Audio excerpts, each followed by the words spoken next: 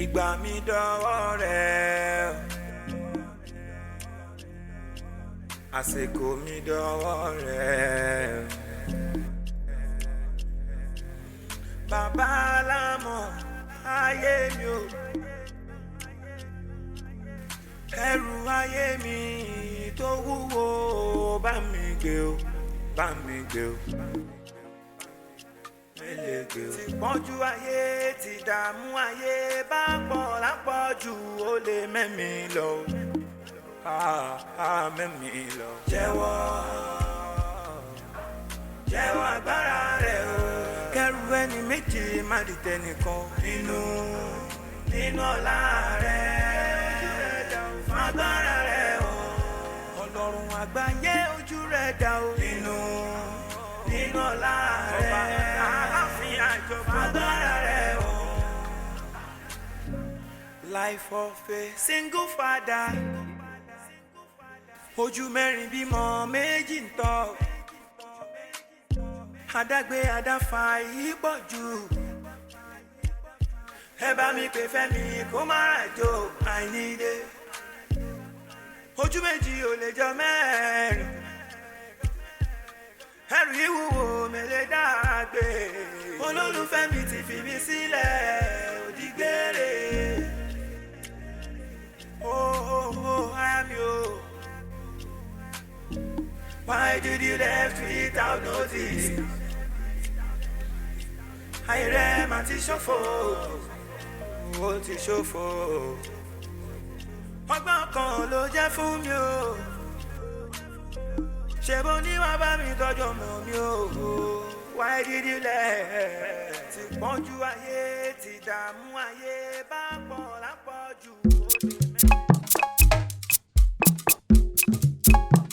ará ilé o èrò ọ̀nà kí ni ká pẹ̀rù èyí o ilé ogún ọdún fi jókòó wó wọ́n fẹ́ bómi láṣọ sí o ibo ni kí n ti bẹ̀rẹ̀ má lọ o ìfẹ́ mi má lọ o tó bá fi mí sílẹ̀ mo ti pasán tó bá fi mí sílẹ̀ mo ti mọ́fọ́ má lọ o ìfẹ́ mi má lọ o ibo ni kí n ti bẹ̀rẹ̀ ayé mi má lọ o.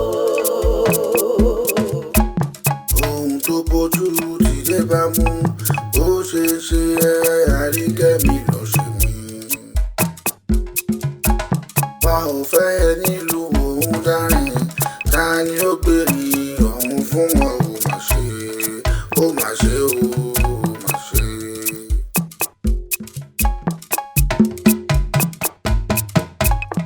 ẹrú ní bàbá ọ̀nà ló jìn ilé ẹrú tó jí fìyà jẹrú ọ̀nà ẹrú tó jí fòṣì jẹrú ó mà ṣe ó mà ṣe ó mà ṣe. ẹ máa wò mí níran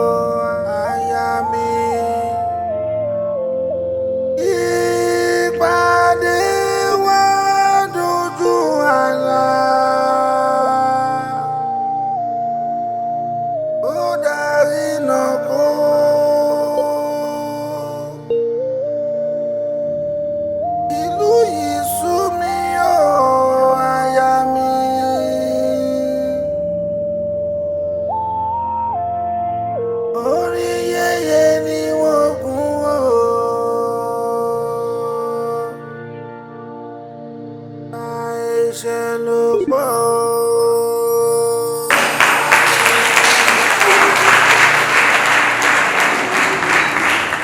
Inú mi kàn ń dùn látàárọ̀ ni.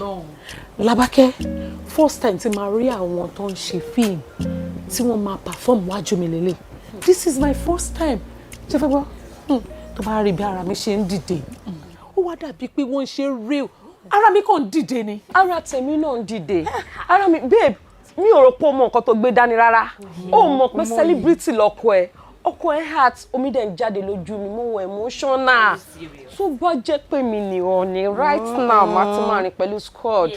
Security ti máa tẹ̀lé mi, má ti máa gara pé ìyàwó celebrity. Ọlọ́run ni kò máa jẹ́wọ́. Ọlọ́run, ẹ̀yin ọ̀rẹ́ mi, gbogbo bẹ́ẹ̀ ń sọ yìí, orí mi wú, ara mi dẹ̀ ń dìde. Pẹ̀lú pé mi sí bẹ́ẹ̀ nìyẹn o. Ọ̀rẹ́ mi ò dẹ̀jọ́ tó lọ bá mi sọ fọ́kọ ẹ̀, mo fẹ́ máa act. Mo lè act gan bó ṣe ń wò mí yò, mo lè ṣe ọmọ ọ̀tá, mo lè ṣe olóṣó, ṣé kí n act fún ẹ? Actress. Ṣé ń gbọ́? Ẹ ò trust me, ṣé o rí àti ó trust ẹ má worry jẹ́ ká máa ṣọ̀rẹ́ ọ̀rẹ́ ìyàwó celebrity ọkọ tó kàn òun àbí kí acting tó kàn kọ́lẹ̀. àbí náà ká ṣe máa ṣọ̀rẹ́ ìyàwó celebrity. ṣọ̀rẹ́ ìyàwó celebrity lọ́nà. Lákòókò náà ẹ ṣé gan ni ẹ̀yin ọ̀rẹ́ mi, mo really appreciate yín, ẹ ṣé gan. Very soon wá celebrate ẹ̀yin náà. Àmín. Ṣé mọ̀ pé at first ìgbà tó sọ pé òun fẹ́ máa act wọ́n rò pé acting. Yeah, but not until ìgbà tí mo rí táwọn èèyàn tó ń pàtẹ́wọ́ tínú wọn ń dùn, I was like, but ó try. Try. Wọ́n kọjá try. Ṣé àlọ́pọ̀ wọn ẹni tí ẹ̀yin fẹ́ bá wọn ya picture? tó ti ẹ̀ ní nǹkan tẹ́mi fẹ́ sùn pọ̀. Ó mọ nǹkan kan. Ṣó mọ̀ pé àsìkò yìí lọ́kọ ẹ nílò ẹni? Àsìkò yìí ló láti gbàdúrà. Àsìkò yìí ló láti gbàwẹ̀. ṣe àti tẹ́lẹ̀ ogun ni o ogun gidi gan ni tó bá di lóru wà gbàdúrà tó bá di lọ́sàn-án wà gbàdúrà wà jẹ́ kí Ọlọ́run jẹ́wọ́ agbára ẹ̀ nínú ayé ẹ̀ táwọn ọmọ máa ń yọ pé ọkọ rẹ wà ní wọ́n lè tún fídíò ẹ̀ báyìí tó bá ń ṣú ọkọ ẹ̀ màá kọ́ sẹ́yìn ẹ̀sìn ẹ̀ nínú màmá dé àdúgbò. Èmi tẹ̀ máa bá wọn ya picture mi. Máa bá wọn ya picture mi because mo tún rí wọn ní another level. Mo need support ẹ o. Mo need support ẹ. Ìyàwó star.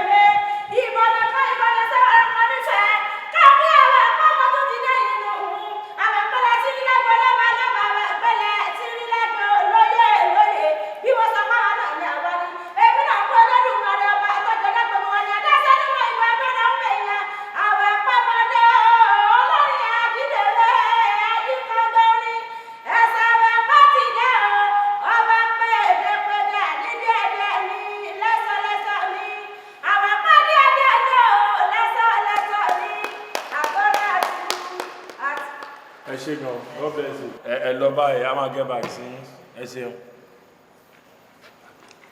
Next.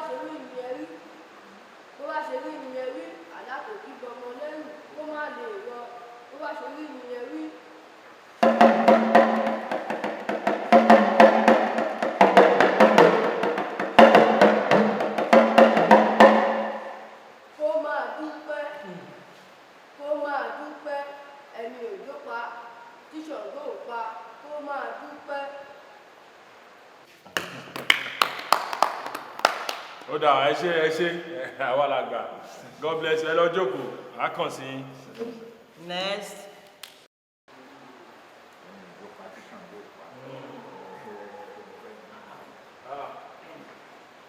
Okòólé mo kágò.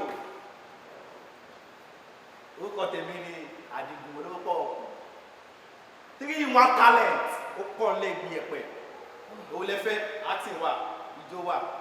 Òun náà dẹ̀ wà lẹ́kẹ̀ẹ́kẹ́. Nípa ọkùnrin owó lẹ́fẹ́ ẹ choose. Mo ń kọrin. Orí náà.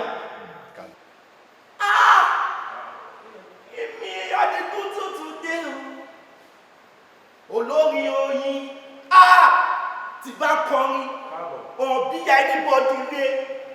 Mo kọrin dé UK, mo kọrin dé London, mo kọrin dé United, mo kọrin dé UK.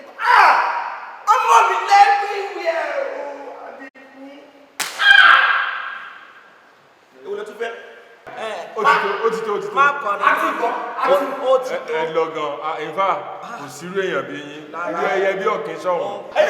Ẹni sùúrù, ó pọ̀ lẹ́sẹ̀. Ó ti gbìyànjú sẹ́. Hello, ó túṣẹ́. Ó gbìyànjú. Lọ́ba ẹ̀. A máa kàn sí ẹ̀gbẹ́. Bẹ́ẹ̀ni. Ọlọ́wọ́ kọrin o, kọrin. Wàhálà wà o. Ó tún wá ṣe yé àyà mi ti já. Okay now, next. Nice.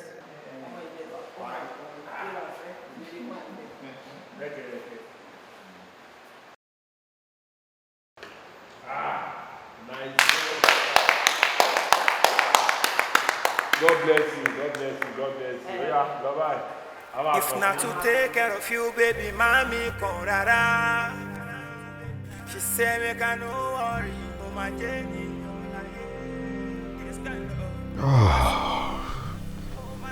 Baby.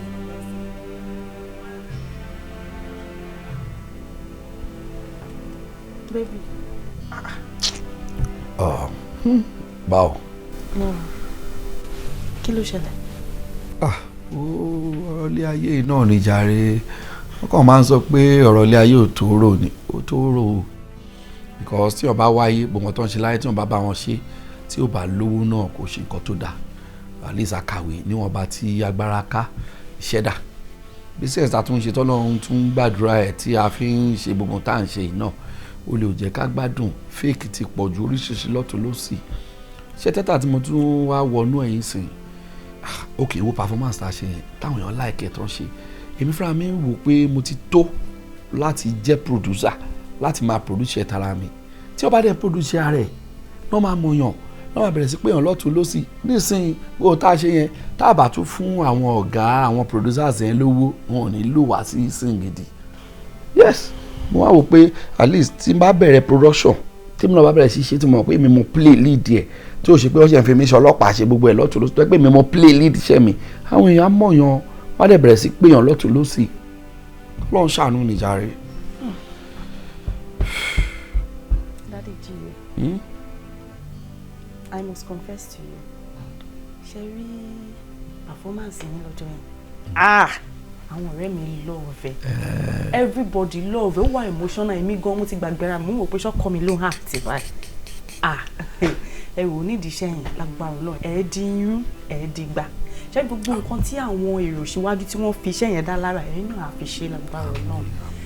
In fact ẹ amaze mi gan lọ́jọ́ yẹn. Nípa ti production tẹ̀sán yẹn. Báwo lẹ ṣe tẹ bá kówó jọ báwo lẹ ṣe máa rí owó yín padà? Àwọn tó mọ̀ ń pa ẹ̀ la máa kó fún un. Àwọn ọ̀gá mi wà ń bẹ àwọn tó yé jù èmi lọ́wọ́ à ń bẹ àwọn náà máa bá mi pé gbogbo àwọn tá a máa ṣe tó bá dẹ̀ ti bá a pé tá a bá ti ṣe náà a ṣe àwọn editor àṣìṣe tí wọ́n á dẹ̀ gbé fún marketer àdẹ́rà lówó gidi àdẹ́dáwó padà fún ẹni tá a bá rí yá lọ́wọ́ ẹ̀ àwọn náà dẹ̀ ní díẹ̀ tó kú a máa fi ṣe mí lọ. Bí èlò làwọn ń sọ ń pa ẹ̀? Ọ̀pọ̀ at least tí bá ṣe pé àwọn olè tó kó ṣọ́ọ̀bù mi ni èmi bá tiẹ̀ tiraka gba cooperative ṣe but tí a bá rí bí 400 sí 500. 400 sí 500. Bọ́lá rẹ̀ ti fẹ́ rí ẹ báyìí.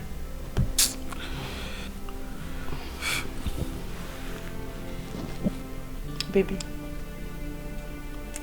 ṣé ẹ nígbàgbọ́? Onígbàgbọ́. Bí bá ti nígbàgbọ́, ṣe rí owó yẹn Ọlọ́run á ṣe.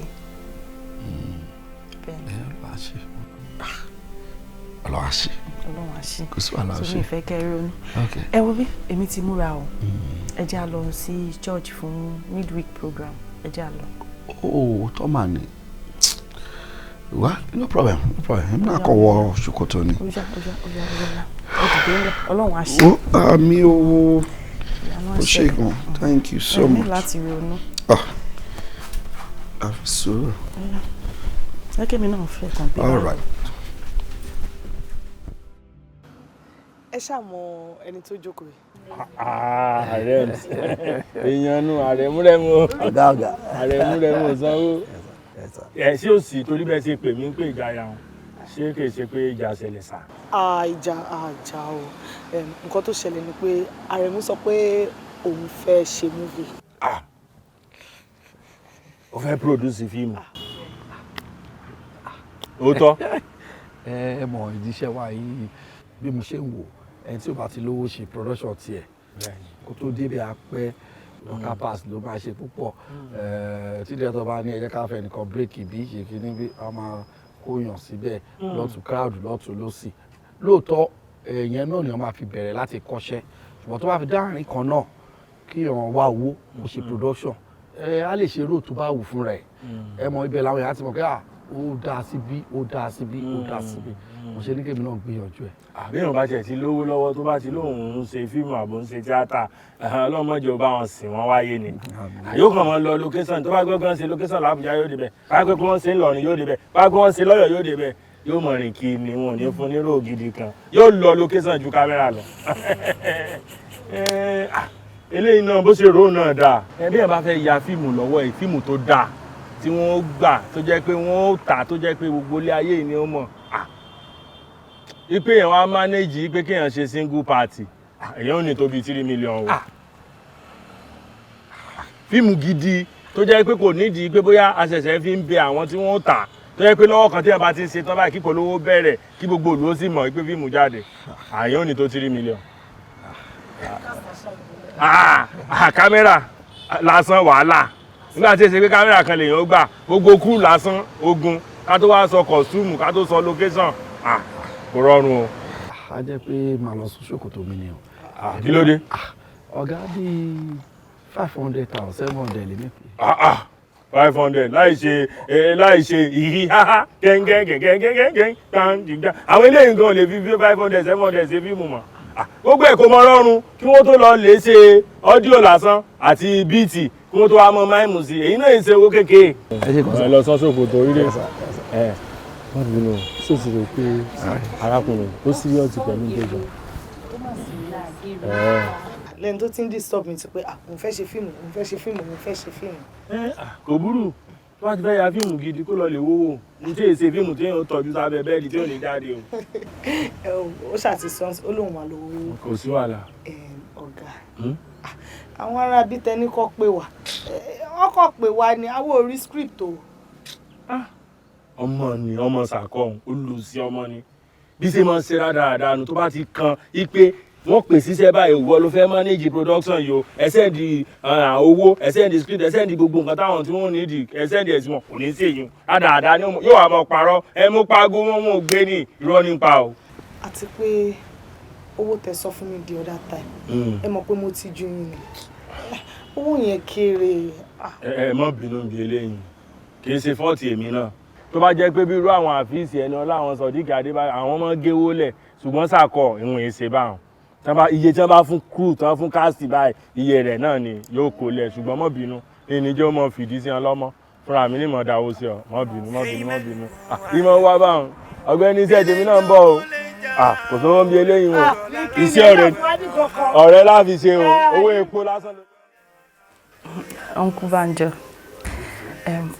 mo ní kí n tó wá rán yín létí ni nípa loan tí mo sọ fún yín pé kẹ́ bá mi gbà yẹn mi ò tí gbọ́n kankan ni mo wá fi pé bóyá nítorí ẹ̀ bá mi push ẹ̀ ní ẹ̀jọ́ ẹ bá mi push ẹ̀ mo ní ìdówó yẹn gan-an ó dẹ̀ wà urgent. kẹ́ push ẹ̀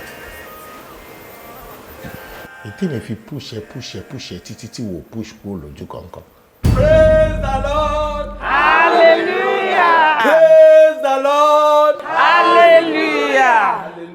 hallelujah. Ẹ̀kọ́ Bíbélì wa ti tòní láàrin nínú ìwé Genesis orí kìíní ẹsẹ̀ kìíní títí dé ẹsẹ̀ keje. Mommy Precious. Yes, sir. Ní àtètèkọ́ṣe, Ọlọ́run dá ọ̀run òun ayé. Ní àtètèkọ́ṣe, Ọlọ́run dá ọ̀run òun ayé. Ayé sì wà ní júújú. Ayé wà ní júújú. Ó sì ṣófo. Ẹ dúró ń bẹ̀. Ó ní Ọlọ́run dá ọ̀run òun ayé. Ẹ rí iṣẹ́ Ọlọ́run bẹ̀. Abẹ́ ẹ̀ rí iṣẹ́ Ọlọ́run. Kábíyèsí Elédùmarè. Ọlọ́run dá ọ̀run òun ayé. Ẹ tẹ̀síwájú. Òkùnkùn sì wà lójú ibú. Ẹ̀mí ọ̀run sì ń rábàbà lójú omi. Ó ní ẹ̀mí Ọlọ́run rábàbà lórí omi. Olúwa dára, Ọlọ́run tóbi. Ẹ tẹ̀síwájú. Ó lọ́lọ́run ní kí ìmọ́lẹ̀ kí ó wà, ìmọ́lẹ̀ sì wà. Kí lọ́lọ́run ṣe? Ó sọ ọ̀rọ̀ pé kí ìmọ́lẹ̀ kí ó wà, bẹ́ẹ̀ ni ìmọ́lẹ̀ sì wà. Ọ̀rọ̀ ni o. Ọ̀rọ̀ òun lọ́lọ́run sọ. Ìdí nìyẹn tí a fi gbọ́dọ̀ ṣọ́ ẹnu wa. Nítorí pé ó sọ pé òun dá ènìyàn ní àwòrán ara ẹ̀. Nígbà tí ẹni tó dá wa láwòrán ara ẹ̀ bá lè sọ ọ̀rọ̀ tó sọ pé kí ìmọ́lẹ̀ kí ó wà, tí ìmọ́lẹ̀ sì wà, it means pé kò sí táwa náà lè sọ tí ò ní ṣẹlẹ̀. Abẹ́ẹ̀ níbẹ̀, tẹ̀síwájú. Ọlọ́run sì rí ìmọ́lẹ̀ náà.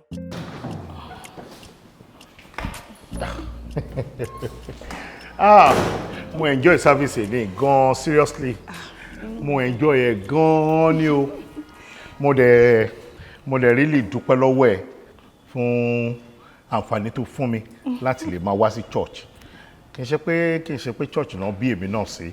Mo mọ̀ pé àwọn èèyàn téèyàn bá ń bá rìn àti àwọn nǹkan téèyàn bá ń ṣe nígbà míì ó máa ń jẹ́ kéèyàn fẹ́ kúrò nínú nǹkan téèyàn ń ṣe. Téèyàn bá pàdé èèyàn kan ó lè help èèyàn láti tún padà sí nǹkan dáadáa téèyàn ti ṣe tẹ́lẹ̀ tí ò ṣe mọ́. Ìwọ ló help mi sìn. Ìwọ lọ́lọ́run lò fún mi láti padà wá sí church. Mo dẹ̀ enjoy ẹ̀ gan seriously. O ṣe. Mr. Olatunji, ṣé mọ̀ pé inú mi dùn wípé Ọlọ́run ti àtọ̀dọ̀ mi jèrè ọkàn yín. Each time tí bá rí yín ní service ẹ máa ń wò pé ẹ kàn máa amaze mi. Àbí Mr. Olatunji kọ́ ẹ tún wá lè mí yìí. Olúwa ò ṣe. Ohun tó ń ṣe àjọ ṣiṣẹ́ níbì kan náà ni. So ẹ pẹ̀lẹ́ ẹ rọra ẹ̀rù ti bà mí dáàdì ni mo rò tó rán láwọn fẹ́ rí mi lẹ́ẹ̀kan àwọn ni mo rò pé wọ́n ń bọ̀ ẹ ṣé gan. Yes sir. Yeah. Wo má bínú jàre ó distract àti kò sí wàhálà. nítorí ọmọ tí mo fẹ́ sọ. Ẹ ṣáàjọ. Ohun tó ṣẹlẹ̀ ni wípé àjọ ń ṣiṣẹ́ níbì kan náà ni bá a dà ṣe jọ ń ṣiṣẹ́ níbì kan náà ohun tó ń ṣe tó dáa tó wùn mí àfi kí n pẹ̀lú ẹ̀ láti jọ ṣe ká lè jọ tọ ọ̀nà tó dáa. Mo like ẹ gan ni o. Mo like ẹ gan seriously. Mi mọ ọ̀nà tó fi ń rò. Mo like ẹ gan. So ohun tó ń ṣe náà o ni mo ṣe ní wíkìn pẹ̀lú ẹ láti bá ẹ ṣe pẹ̀lú ẹ. Ẹ ṣé gan ni sir. Thank you so much for the love. Ọlọ́run á nífẹ̀ẹ́ yín náà, Ọlọ́run dẹ̀ ní fi yín lẹ̀. Ṣé rí nǹkan kankan ni mo fẹ́ bẹ̀ yín. Ẹ jọ̀ọ́ nítorí Ọlọ́run. Ẹ má pa church jẹ o. Ẹ má pa church jẹ o. Ọlọ́run ti wà pẹ̀lú wa báyìí. Ẹ jẹ́ kó Ọlọ́run dẹ̀ sì máa jọba láyé yín. Bẹ́ẹ̀ni, tó báyìí ń wá sí church mi ní pa church yẹ. Kò sí wàhálà. Ṣé mo lè gbẹ? Why not? Okay. Ẹ ṣé sir. Ọ̀rọ̀ pẹ̀lẹ́. No. Ṣé enjoy service? Ó jèrè ọkàn mi. Ó jèrè ọkàn mi o. Sir, ó tẹ̀ ní nǹkan tí mo fẹ́ béèrè lọ́wọ́ yín. Mo dẹ̀ pé this is the right time láti lè fi béèrè. Torí mo ti ń gbọ́ ọ̀rọ̀ yẹn ọ̀nà nítorí Làbákẹ́ lè fi dìbò nìyẹn. Mo kọ́kọ́ fẹ́ correct ẹ fún kankan. Mo ní orí time gẹ́gẹ́ bí right time. Ṣé wo ló máa sọ pé time mi jẹ́ right time àbí mi máa sọ fún ẹ pé àsìkò tó fẹ́ sọ̀rọ̀ dà? Kò yẹ kó kọ́kọ́ bí mi wípé mo fẹ́ sọ̀rọ̀ kan kí wá sọ fún ẹ pé go ahead. Ta ló sọ fún ẹ pé mi ò kí ń ṣe born again tẹ́lẹ̀? Àti primary school ni mo ti born again. School wa ní primary school náà ti rí wa bomi. Tó fọwọ́ dì wá dé mú, tó fẹ̀yìn wa sómi. Àti gbà yẹn ni mo ti born again. Ìwà born again ni mo dẹ̀ ń wò. Ǹbá má wù wá born again tí ó yẹ kó yìí máa ṣe ń bí. Mo mọ in and out to everything bó ṣe ń lọ. Mo dẹ̀ mọ̀ pé ọmọ yẹn ò ní ṣe ọmọ oníwàkuwà SU ni. SU ni. Gbogbo ẹ̀yin rádaràda tẹ wà nínú ọ́fíìsì tẹ máa ń dà láàmú kò sí tí mi ò kéré nù yín. So lọ́kàn tí ẹ ń sìn SU ni kò ní gbàfẹ́ mi. Àbí? ó máa difficult fún mi láti rí mú something like that àbí abẹ́ẹ̀kọ́ o tí mo fi gé ọ̀gá máa fi hàn yín tí n bá pè ẹ́ sí wedding wọn bí ẹ̀dá kó má wà ìdí ọtí ni màá dẹ̀ fi ẹ́ sí gbogbo àwọn wine táwọn ọ̀rẹ́ mi máa mú gbogbo àwọn bíà táwọn ọ̀rẹ́ mi máa mú pátápátá ìdí ẹ̀ ló máa wà ìyẹn ni màá lè fi rán ẹ létí wípé wọn kì í sọ wípé right time fún yàn èèyàn lèèyàn máa sọ fún ẹ wípé this is the right time tí mo fẹ́ gbọ́rọ̀ ẹ̀ gbà lọ mú fún làbákẹ́yìn náà ni kò lọ fún. mo mọ̀ dáadáa ó dẹ̀ jẹ́ tí mo mọ̀ dáadáa ipò ọ̀gá tí ẹ bá dẹ̀ lè ṣe o ẹ ṣe sọ wípé mi máa dúró sídìí ọtí o ọ̀gá sá. sáyẹ̀nsì bí àbí o máa dúró ìgbà tí mo fi push ẹ láyé ẹ. ẹ wọ́n mọ̀ wípé kò sí ọ̀rọ̀ àsọtì kankan láàrin àti toast mi.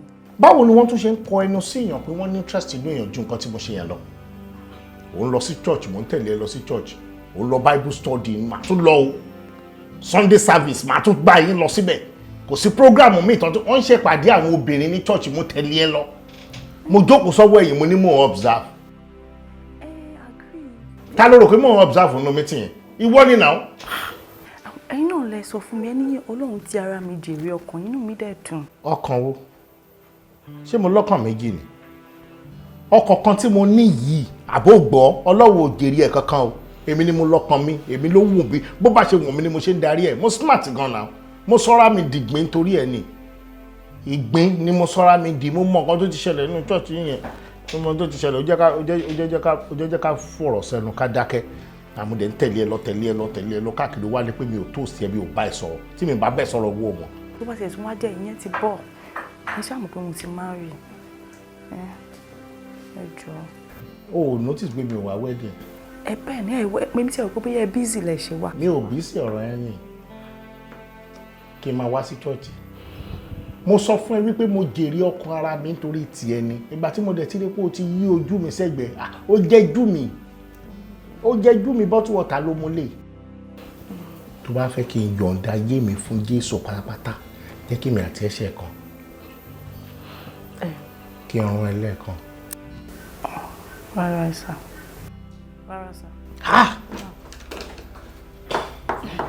wọ́n ní àwọn èèyàn mi ń ṣègbé torí wọn kò ní.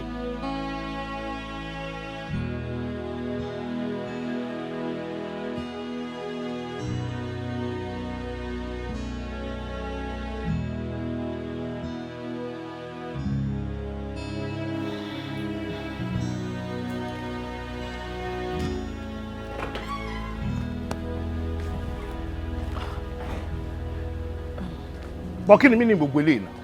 baby. kí ni túmọ̀ eléyìí náà mo wà nínú méjì mẹ́ẹ̀ mo wà bẹ́ẹ̀ látẹ̀tẹ̀ kan mo dẹ̀ ń pè mí ó ń disturb mi ó ń fi phone disturb mi kí ló ṣẹlẹ̀. okay I'm sorry for that.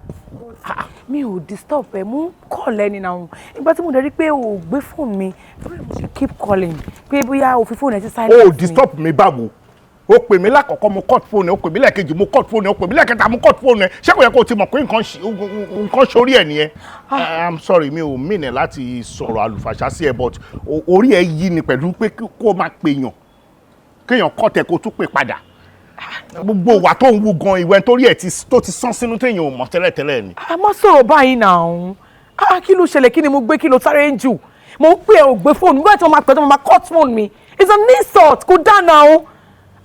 báwo ni mo máa pe bíbí tí ò ní gbé fóònù wáyé ṣọmọ ìdálẹ̀ ọkọ mi ní ẹ̀ náà. o ti fẹ́ nà mí o rọwọ́ tó gbé ni o fẹ́ kó báìbù lé o fẹ́ nà mí nìyẹn ọ̀rọ̀ mélòó ni mo sọ tó ti ń di pé o ní láti máa so táùtù ni ẹ.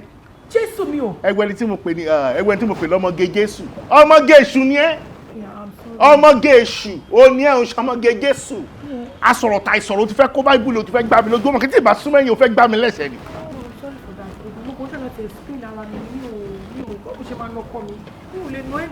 mo ṣe mistake ni o relationship wa tó dé level tó dé mo ṣe mistake ni èmi nìkan ṣo ni mo dárí ràn tí mò ń rí rẹ carpet tí mò ń rí rẹ tíà èmi nìkan ni mo dárí ràn ní ìsìn àpapọ̀ àwọn afàdúrà jagun ti ríran sí mi wọ́n lè ti jẹ́ kí n mọ tó ń ṣẹlẹ̀ wọ́n rí ìgò níwájú mi wọ́n rí àdá níwájú mi UTC wọ́n rí níwájú mi èèyàn kan dẹ̀ mú ó lò máa fi ṣá mi tí mi ò bá yẹra fóun ìwọ ni. Jésù ò ní jẹ́ Ọlọ́run ò ní jẹ́. bẹ́ẹ̀ ni Jésù kọ́ lórí ìran ìkan nínú àwọn afàdúrà jagun lórí ìran so má pe Jésù sí ohun tán rí náà rí wọ́n náà rí UTC lọ́wọ́ ẹ̀ ṣé màá wá dún bàtàn ṣe pọ́n ṣépè fún mi. mo ń ṣe mítì lọ́wọ́ máa lọ for now mítì tá a dẹ̀ ń ṣe building yẹn ó la fẹ́ parí máa lọ for now ó dín dín ọ̀sẹ̀ méjì ni máa fi wà ń bí máa lọ máa bọ̀ mi ìdẹ̀fẹ́ kẹ́lẹ́ bọ̀ dídí stop kí ló ṣe ẹ̀ o tún fẹ́ fà mí láṣọ ya. no baby mo fẹ́ sọ nǹkan fún ẹ ní. baby ò ṣe nǹkan fẹ́ ló fẹ́ fà mí láṣọ ya àbí kí ni tí wọ́n gbé sá sori wọ́n ti ń pè mí. wọn ò tí ì pè ẹ́. dáàdì máa fi ohun àdúrà ṣépè fún ẹni o wọ́n máa fi ṣépè fún ẹ torí méjì tá a ṣe yìí wọ́n máa ṣépè fún ẹ sìn níwọ wọ́n sọ̀rọ̀ ìran fún mi kò tí ì tọ́jọ́ méjì o ti ń gbìyànjú irú eléyìí wọ́n wá fàdá bẹ́ mi lórí dànù kò bí o.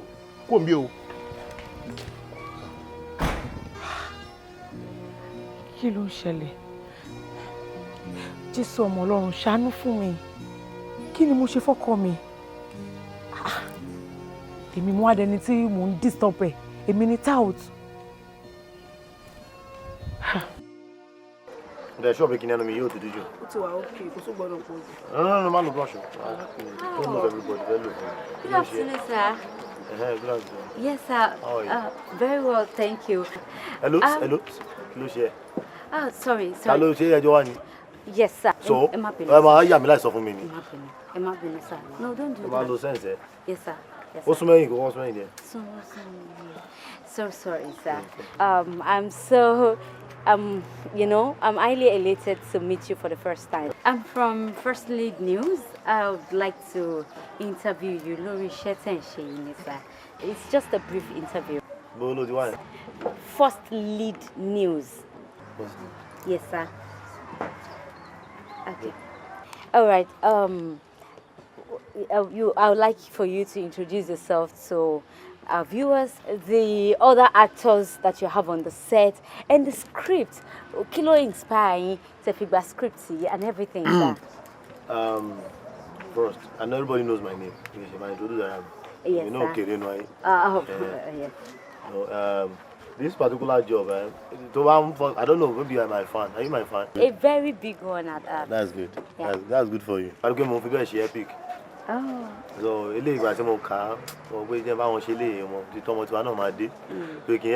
sorry, sir. Can you record you for the sake of? I record. Thank you, sir. All right. Yes, okay. Anyway, okay. Thank you. All right, that's okay. Solo, I said everybody knows me. Yes. I'm a Nollywood superstar. Yes. So, you know, she epic for time, you know. But see, one for me, script is more like, not bad. I don't call for the record here. Yes. So you can help one, give one Shelly. I'm liking it. It's fine. Okay, so what do you have to say about other actors, especially Aremu? Okay, yes. Ọmọ wa náà l'Aremu. Yeah. Ìgbà wo ló dé? Mi ò bá dúró, Ọlọ́run máa ń gbógo fọ́lẹ̀ ńgbà mi o. Wọn Ọlọ́run ti jẹ́ pé wọ́n rí jù wá lọ, notwithstanding. Ọmọ mi l'Aremu. Ìgbà tẹ́mi bẹ̀rẹ̀ fíìmù, Aremu sì máa l'Aremu kẹ̀. Ṣé o ka history film making? Okay, tàwọn Ògúndé Ògúndé Adé love. Dáadé àwọn boy tó wà láṣẹ Abẹ́òkúta kí ló ń kọ́kọ́ boy kúkúrú Ṣẹ́gun àbí ló jẹ́. Dáadé wọn dáadé ẹ̀. Okay, Àtàfọláyàn. Bàbá oníkan náà tán pé èso ọ̀gá mi. Àwọn bàbá yẹn bàtà dá ìpìlẹ̀ tíátà kalẹ̀ àwọn Àrẹ̀mú yẹn kò mọ̀ kó wà ní fíìmù láyé ẹ̀. Oh wow. So bá ara rẹ̀ mú bóyá wà yẹn mi ní kó máa act iná sí tù máa pa sí. Ẹ máa pa sí sí. Nǹkan tó ṣú ọ̀bà jẹ kó lé. Ṣẹ́yìn nìkan lẹ máa máa ṣe sí. Fáàn mi ìjà mẹ́rin tó jẹ́rú ni tó mọ̀ yẹn sọ Yes, sir. kó máa act fire sí tù ni máa pa sí. No, ṣé wọ́n ẹ̀mí ìpọ́ máa kú ní sí tù. Ó ti ń lọ mí fún ọ. Tí ó bá yé ẹ bóyá kó pélé mi ìjọba okay, sir. Ẹ ṣáà máa pa season 2, right? Of course. Okay. Lastly, I would like to know, sir, what else should your fans be expecting from you aside this project, sir? All the time mo wà lórí project. Ṣé ẹ ní connection ni? Every time mo wà máa wójú tó dé náà. No, kò kí n ṣe àwọn oríṣiríṣi tẹkàn máa ń ṣe, as in, I mean movies bí Owó eléyìí. lóríṣiríṣi tí mo kàn ṣe bí eléyìí báwo. Láà sọ ṣẹ́nu báyìí ni. Mo ló ti wá yẹn. First lead. Okay, it's okay. Anyone know that's okay. All right, Emma, whatever. We're fine. Thank you so much. Fine, okay. Like I was saying. What? Money be my number. Ewo. Yeah. ẹlẹ́nu gbígbẹ ìwọ́dà kan fẹ́ẹ́ fi ta ìwọ́n fan gbogbo ẹ̀ ló ń ká tape nítorí wọ́n bá ní kẹ́sẹ̀ ẹ̀ ní ṣe make up ló ṣòwò fojú location ṣé wọ́n ní director yẹn ń fẹ́ àbí jíjẹ́ ọ̀lọ́ fún iṣẹ́ yìí. Network is bad. Àkọ́jú kan sọ̀hún ni. Yomi fẹ́ ọmọ you don miss. Báwo costume wo ṣe fit Adé? Kọjú bọ́ sẹ́bẹ̀ mi ò ń ṣeré ìbọn gbogbo ní costume lọ́wọ́ yìí. Snap já ṣe fídíò kọ àti ìlú. Ọ̀ láìsí yẹn ti pọ̀ jù. Adé ó ti pọ̀ jù switch ẹ̀ sí fídíò. Costume lásán mọ́ ọdún. Switch ẹ̀. Director ti ń bọ̀ switch ẹ̀ bọ̀ má sọ̀rọ̀. Ẹ ò dá sáàdì ibi tó kọ́lẹ̀ síta. Oúnjẹ wo ni mo lè yẹn bọ̀ orí mi mo lè yẹn bọ̀. Costume kan tó wí costume ni. Mo láyé ta. Mo lè ṣeré ìbọn wọn ẹ ta ilé ibi tó wọ́n. Kí ló ń dá wa dúró? Ṣe kankan. Ẹnu òṣèṣe fún online mọ́. Hello. Good afternoon. Good afternoon, sir. Very well, thank you. Good afternoon. My name is Ayomikun Peters. I'm from First Lead News. I would like to interview you about this project that you guys are. Luckily for me, I am seeing the producer and the director at the same time. I hope you don't mind, sir. No problem.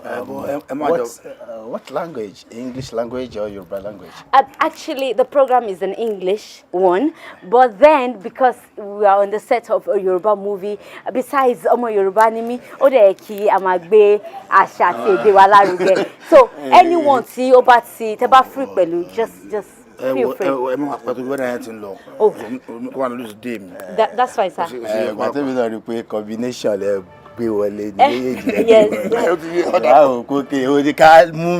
anyone is good, sir. Anyone. That's fine. That's brilliant. All right, sir. Mr. Producer, how did you come about the script? This story has gone really viral. It's everywhere. Everyone wants to be part of it. You know, journalists are jumping all over to be part of this project. So I would like to know, sir, what inspired this particular story and why so much publicity on this?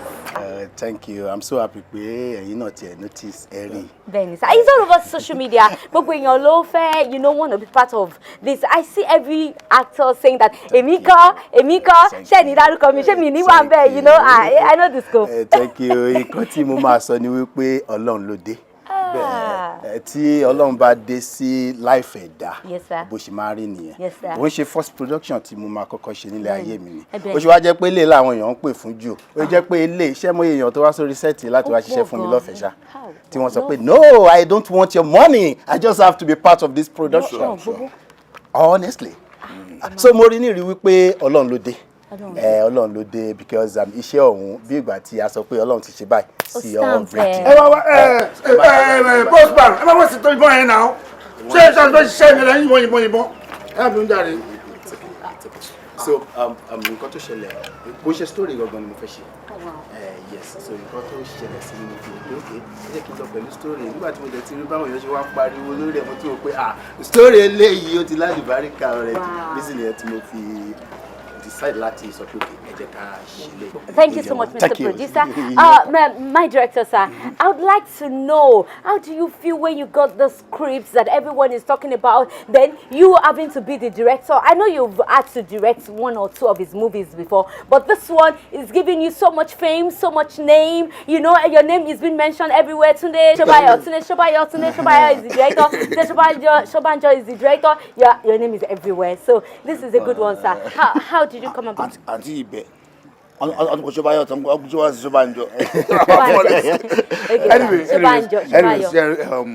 Ológo ló ń ṣọ̀rẹ́ ológo. Excuse me? Ológo ló ń ṣọ̀rẹ́ ológo. Okay. Ṣé industry wa yìí ó lọ fà gan, ó jìnnà gan. But ẹni tí ṣe bá ti yé, oyè náà nìyẹn. Àwọn kan àyẹ̀kọ́ ti ṣe oyè. Olúwa bá yẹn sì ní iṣẹ́ yìí wọ́n dáadáa. Sí ọ̀tá ṣe tí àwọn yóò tẹ́wọ́ gbà. Sir, like, mo kàn nídìí kẹ́ bá mi sọ ọ̀rẹ́ mi gbọ́ Yorùbá dáadáa bọ̀ ọ̀rọ̀ yín kankan. Clear sí wọ́n tẹ̀lé sí bá mi sọ.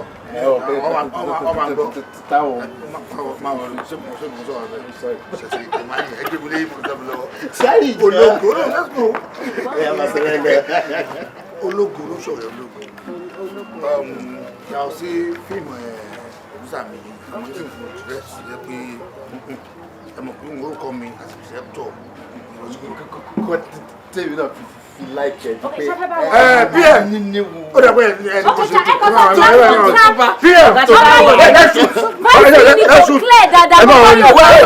director mi kọ̀ wọ́n I'm sorry. Ọ̀gá ṣe káró òní wèrè ní ọkọ̀ sí mi ò ní láìsí yìí gbé o mi ṣòyà wèrè ṣé mo bá ẹ sọ̀rọ̀ ni. Ẹ̀yin ra yóò pa. So this particular warrior role mi ò tí rí yín kẹ́ play role warrior rí. I'm sure this is your major role like this. Kí lẹ lè sọ nípa role yìí then how challenging it is fún yín láti máa play irú role báyìí la fẹ́ mọ̀ sá. Firstly, I'm going to dúpẹ́ lọ́wọ́ Ọlọ́run. Yes, sir. And then the producer of this movie. Yes, sir. Because to wá pè mí out of a lot of stars tó wà láti ṣe. Mi ò ṣe culture. But torí ìgbà tí mo ka script yìí, àwọn mi ló máa bá mi ka script yẹn. So ìgbà tó kà lóní dandan mo gbọ́dọ̀ wà lórí set. So torí ẹ̀ náà mo ṣe wá. Inú mi dẹ̀ dùn, mo wá pé òkè àwọn fans mi ò tí ì rí mi nírú fíìmù báyìí rí. Jẹ́ kí n wá fún ọ ní nǹkan ọ̀tọ̀ nǹkan ara. So good sir. Ó ṣọ̀wọ́n ká tó rí wípé actor bíi ti tiyín wọ́n wá mú ìyàwó wọn wá sórí set pẹ̀lú wọn. Ìyàwó àjókòó wá rẹ́rìn músẹ́, ọ̀rẹ́ ìyàwó wọn wégele wọ́n jókòó wá àǹkárá. Tí mo rú nǹkan bẹ́ẹ̀ yẹn, àwọn yẹn máa ó rí ẹ̀ kí ló dé tẹ́ ṣe decide láti ṣe bẹ́ẹ̀ sà? Àbúrò mi ni, ọ̀rẹ́ mi ni, ẹ̀gbọ́n mi ni, màámi ni. In total, bóyá wà ẹ́jìrò mi ni. So nǹkan tó bá sọ ni mo máa ń fẹ́ ṣe. Ìtí ìbá ní ṣe máa jẹ́ kó yẹ pé torí bá bá ẹ̀mí òṣìṣẹ́. Ẹ́jìrò ẹ bá wa sọ ọ̀rọ̀ kan sí ma. Yes, sir.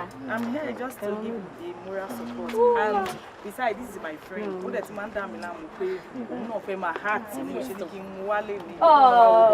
Fantastic. Báwo lẹ ṣe rí bíbá yìí sí ma? Ẹ wo tó bá gẹ̀ẹ́sì inú mi kò lè kọ ẹsẹ̀. Inú mi ń dùn, ara mi ń bùn máa ṣọ. Gbogbo bí mo ṣe ń wo bó ṣe ń act.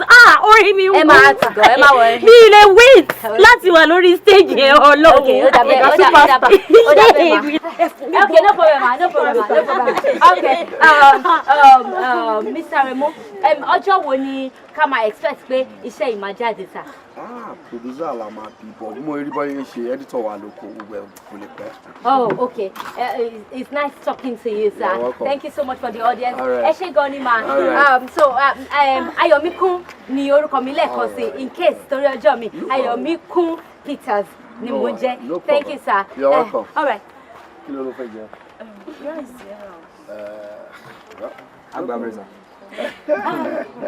My continuity. Wọ́n tán ṣàfẹ́ jẹ́nu ẹ̀. Ẹni ló ráyè mọ́ ògbó òpalẹ̀ ilẹ̀ ni ó tẹ ògbólógbò àjọ gbọdọ̀ mú mi. Bíjì bá jàṣẹ ló ń dọ́ yà yọ. Àtọ́lẹ̀ ní tàdán. Ìwọ igi bá fojú di náà dérú. Wọ́n bá tú. Ẹni ní ìjàwọ́ lọ́dọ̀ sẹ́lẹ̀. Àìsàn ìjàwọ́ lọ́dọ̀ kọ̀kọ̀. Wọ́n kẹ́kọ̀ọ́ wọlé. Ẹni ló ráyè mọ́.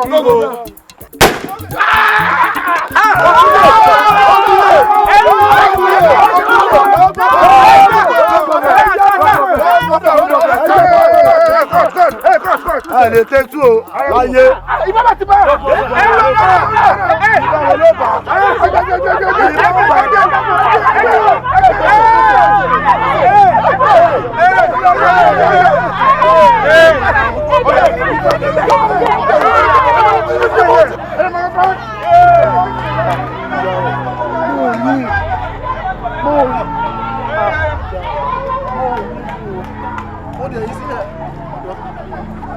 Ilẹ̀ ilẹ̀ mo kọ́ gbàgbà ilẹ̀ ilẹ̀.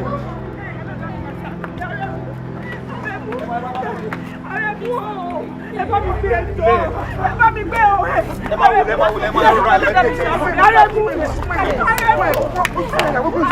Ẹ má kì í sí ìnà.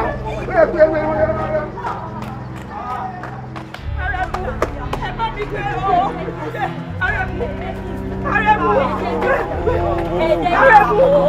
Ẹ̀jẹ̀ Jésù o, ẹ̀jẹ̀ Jésù. Gbèsè bá wo ẹlẹ́yìn à ń sọ pa èyí. Wọ́n yìí sọ pa ìwé, túmọ̀ bọ́ yìí. Ẹ sà, the other time tí mo interview yín lẹ́ẹ̀kan ẹ sọ pé ẹ máa pa wọ́n sí season 2. guys ẹ dúró ẹ má wọ ẹ sọ pé ẹ máa pa wọ́n sí season 2. káwọn tí àwọn kan stop náà òun kò ṣiṣẹ́ ti tẹ̀ ẹ sọ pé ẹ máa pa wọ́n sí season 2 ṣé kò tẹ mí ní. mi ìpè mi yẹn. ẹ ti mí ní ẹ ti pé ọ ti padà wá kú báyìí. àǹtí ẹni káwọn kọ́kọ́ stop ẹ wọ́n wẹ̀rẹ̀ jájọ. mo ti wá ẹnu yóò gbẹ ẹ má bínú. ẹ kọ́ọ̀tù kìíní ẹ máa ní kọ́ kọ́ọ̀tù kìíní tọ́jú kọ́ọ̀tù kò make sense. ok ẹ kàn dáwọ̀ ọmọ pàǹsẹ̀ nǹkan tí mo ṣe láti sọ wípé ṣé rivalry wà láàrin ara yín ni àbí kí ló. àti orí kò sí kan tó ń jẹ́ bẹ́ẹ̀. bọ ẹ má wọrí ẹ concentrate lórí èmi. ipa tẹ́mi sọ pé màá àkì jù lọ pé láti sin túwọ̀n lè rú màá àkì jù lọ. náà kò ṣe acting lẹ́mí. ẹ sọ pé kẹ́yìn náà rí dúró rẹ̀ tó bá mi jí ọkọ tí mo sọ àti ẹ̀wọ̀n mi náà ẹ bá ṣe báyìí fún mi náà. ẹ má rìkọ́dù kọ́tà rìkọ́dù yóò wúlò ẹ má lọ tàbí tọ́lẹ̀tì rẹ̀ ẹ má ṣe báyìí náà. mi ò tí mo sọ kọ́ nìyẹn mo mi pé màá àkì jù lọ màá pàdé sí túkọ̀ ní rí nínú fíìmù yẹn pé màá àkì púpọ̀ sínú fíìmù. mi ò pa I'm a Bible believing Christian. I'm a Bible believing Christian. ẹ jẹ́ bá mi sọ bí onígbàgbọ́. onígbàgbọ́ lè mi. àti ẹ̀ máa wọlé. mo fẹ́ mọ reason tó ṣe jẹ́ wípé ṣé enviness ẹ̀yìn àtọ́lẹ́yìn ni. àti bẹ́ẹ̀ ni kò sí kankan ọkọ yóò ní balẹ̀ o. ìjẹ́ oníbẹ̀ ọ̀dà mi jẹ́ oníbẹ̀ gbàgbà kí ni mo yí. ẹ máa jẹ pààlẹ́ kejì. mi ò pàjáde àtàtì mi ò pa mi ò mọ̀ mọ̀ èmi kọ́ mo yin. sá ẹ má bínú first time mi ló ń bí bó ṣe tèmi sá because ọ̀gá mi wà bíbá iṣẹ́ ti tèmi kí n bá wọn kó bọ́dé education. now wọ́n sọ pé ẹ̀yin lẹ mú ìbọn yẹn tẹ kì í àní bọ́tẹ̀kì yẹn kí ni mission tẹ ní lórí ẹ̀ tẹ fi kìbọn yẹn and ṣé kankan wà níbẹ̀ tẹ fi kì tó bẹ́ẹ̀. ẹ ṣe ẹja fún mi ṣe ká kìbọn iṣẹ́ mi ni iṣẹ́ tí wọ́n pè mí fún tí mo gbowó ẹ̀ òun nìyẹn mi níṣẹ́ mi ju pé káwọn kìbọn. ẹ ló ó dàbí pé ò gẹ́ẹ̀tì kan tí ọ́fíìsà yẹn ṣe dáadáa tẹ́kẹ̀ mi wá sọ bó ṣe rí gangan nínú ọ̀rọ̀ tí Mr. Adekola Ládọjà tí wọ́n bá wa sọ ó jẹ́ ká mọ̀ pé àwọn tí ní Mr. Aremu lọ́kàn páwọn fẹ́ pápó ti ṣe àwọn wọ́n ní àwọn wá invite ìwọ àsẹni tó máa ń kìbọn wọ́n porúkọ ẹ̀ bá kan props whatever wọ́n ní àwọn afẹ́ òun wá ní kó bá wọn kí pé wọ́n ló wá bá wọn kì í ló bá wọn fi àwọn nǹkan tí ó yẹ kó sínú ẹ̀ pé òun ló jẹ́ káwọn pa ṣé ló tọ́ ni. ẹ sà ẹ má bínú sà Adekola ṣé wọ́n ṣeré náà wọ́n ṣe eré ẹ má bínú sà o ṣé kí lórí sẹ́ẹ̀tì yẹn mo fẹ́ bọ̀ wọ́n kìbọn lóòótọ́ àmọ́ ní kí bá bọ̀ wọ́n kìbọn apọ̀ máa kìkan fún àwọn táwa tẹ̀lé rí yẹn kẹ̀lẹ́ ẹ gbọ́dọ̀ wọn á gí jù problem ni ọmọ máa mú sọ́wọ́ yìí kó dé wọn máa kan àmọ́ yìí mo lè filẹ̀ fún wọn pé kí wọ́n kìbọn yẹn ẹ sà wọ́n kìbọn yẹn nígbà tó kún gan mo ní ẹ sà ìbọn tẹ́ẹ̀kì ó ti kún jù ó lè fa problem fún ẹ tẹ́fẹ́ yìn fún tàbí fúnra yìí ṣe lọ́sọ̀nù pé ṣé wọn ṣé èmi fẹ́ yìnbọn ni ṣé bọ́ọ̀lù wọn fẹ́ yìn àwọn tí ìtí wọn ti pẹ́ àwọn òṣèlú yìnbọn nígbà ó dà kí n fi wọ́n lẹ̀ kí wọ́n yìn fún àwọn bọ́ ṣe kì í mi ò dẹ̀ rí ju bẹ́ẹ̀ lọ sá. Alright, are you telling me pé tí n bá ní kí wọ́n pe Mr. Adekola wá ń sìn nǹkan tó sọ yìí wà á tún sọ pé bẹ́ẹ̀ ló ṣe lójú mi. Yes sir, balance máa sọ pa. Officer.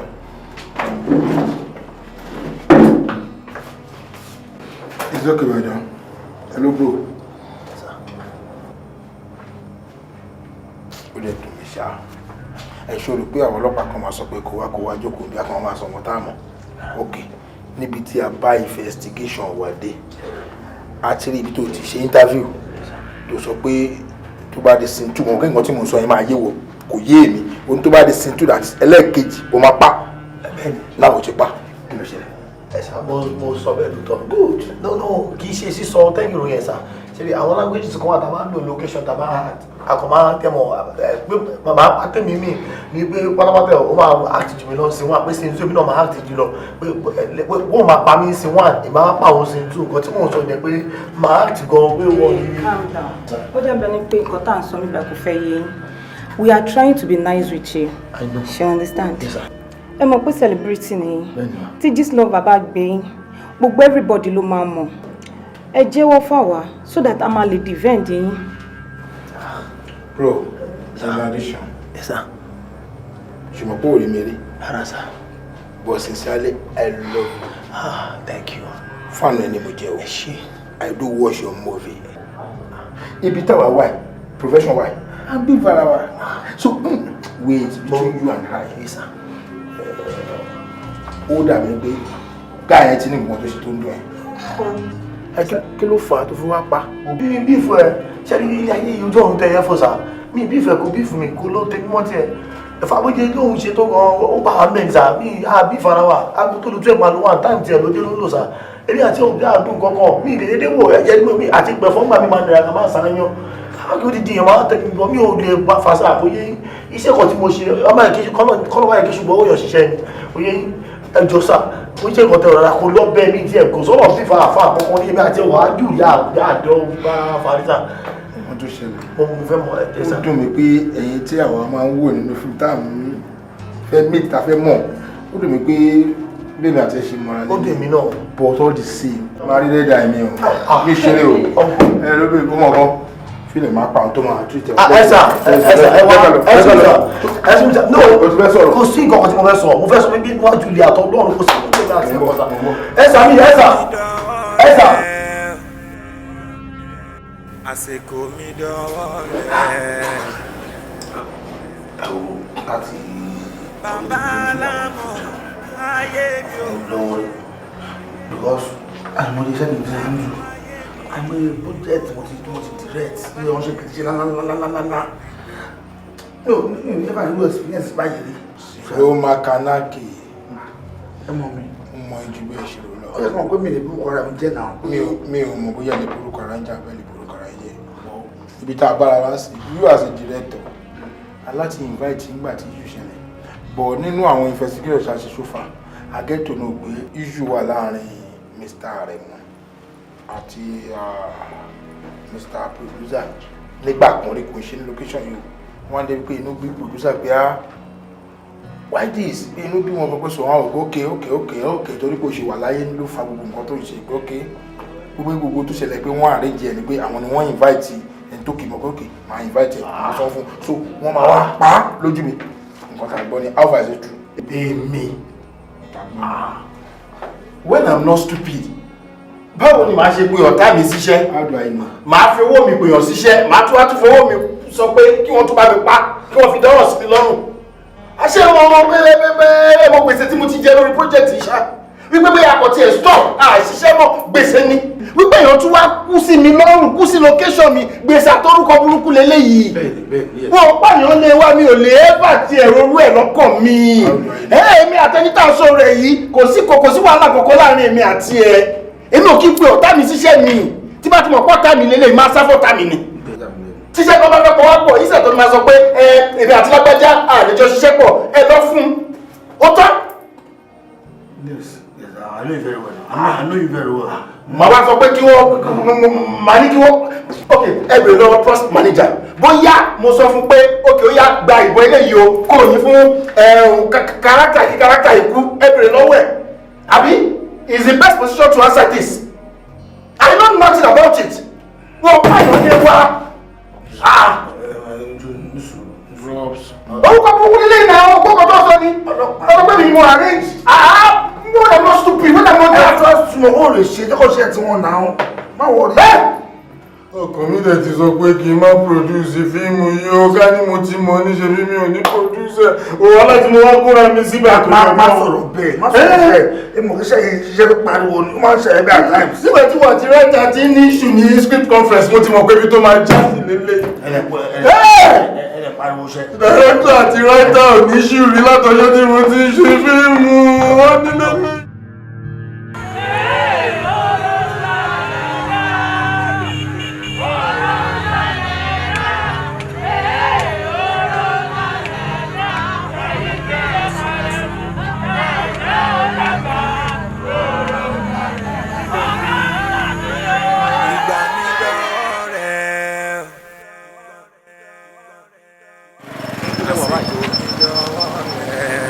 ìbúlẹ̀ dínà pastor àti everybody gan náà ti wà ní gbogbo apápátá la wà ní ó ti ń kíní ti ń pẹ́ jù náà ó ti ń pẹ́ jù kò ṣe nǹkan tá a lè jẹ́ kó máa pẹ́ ńlẹ̀ bẹ́ẹ̀ yẹn ẹ ti súnmọ́ bí. oh ok ẹ má pẹ́ pastor wọ́n ti no problem ọlọ́run ló bọ̀ no problem all right.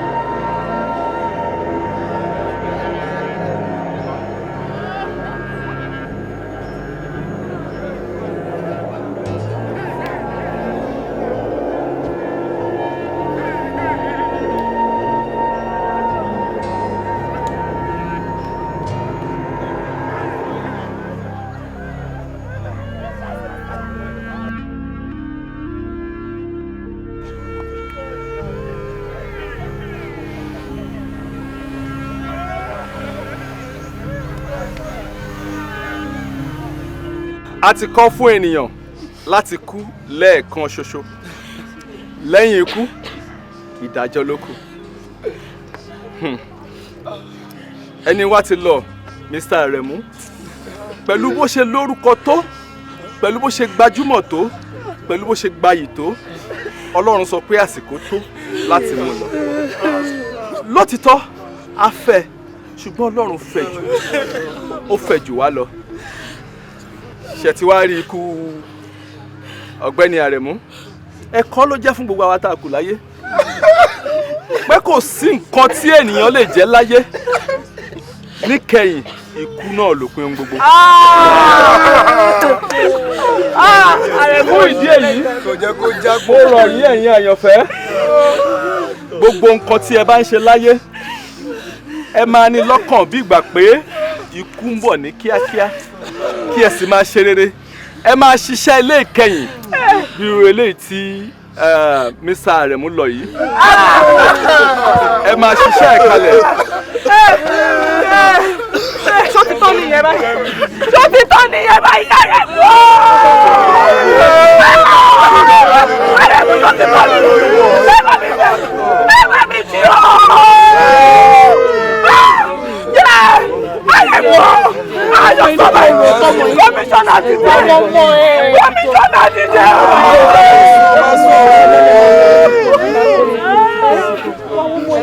Ẹ wojú àwọn ọmọ yìí. Ilé ìkẹyìn òun ni ẹni wá Aremu lọ yìí, tí mo sì ní gbàgbọ́ pé yóò máa sùn láyé olùgbàlà. Bẹ́ẹ̀ ni. Ní báyìí, ẹ jẹ́ ká fi eérú ferú.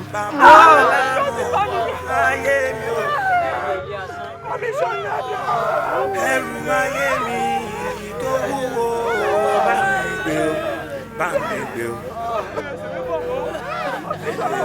Mọ́jú ayé ti dààmú ayé bá pọ̀ lápọ̀jù ó lè mẹ́mi lọ. Mẹ́mi lọ jẹ́wọ́ agbára rẹ̀ o. Kẹ́rù ẹni méjì má dìde nìkan nínú iná láàrẹ̀. Agbára rẹ̀ ọlọ́run àgbáyé ojú rẹ̀ dá nínú iná láàrẹ̀. Agbára rẹ̀ life of single father. Ojú mẹ́rin bímọ méjì ń tọ́. Adágbé adáfa yìí pọ̀ jù. Ẹ bá mi pè Fẹ́mi kó má ràjò àìnígbà mi dọ́wọ́ rẹ̀.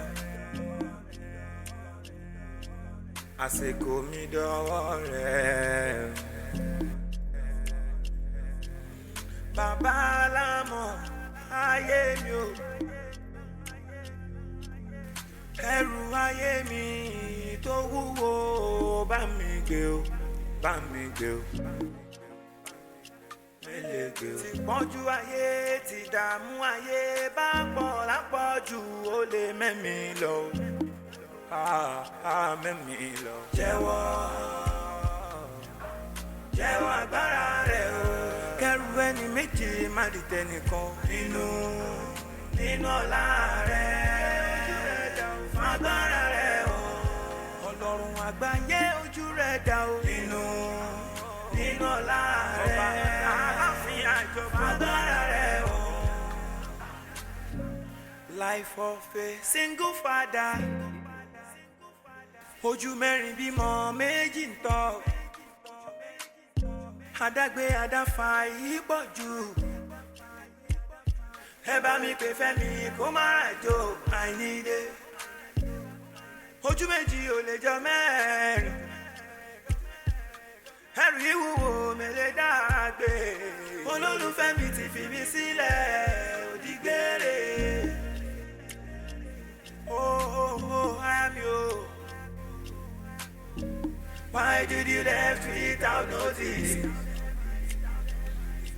Ayé rẹ̀ máa ti ṣòfò. Ó ti ṣòfò. Ọgbọ́n kan ló jẹ́ fún mi o. Ṣé bó ní wàá bá mi tọ́jú ọmọ mi o? Why did you let? Ti pọ́njú ayé, ti dààmú ayé, bá pọ̀ lápọ̀jù ó lè mẹ́mi lọ. Mẹ́mi lọ. Jẹ́wọ́ agbára rẹ̀ o. Kẹ́rù ẹni méjì má di tẹnìkan. Nínú ọlá rẹ̀.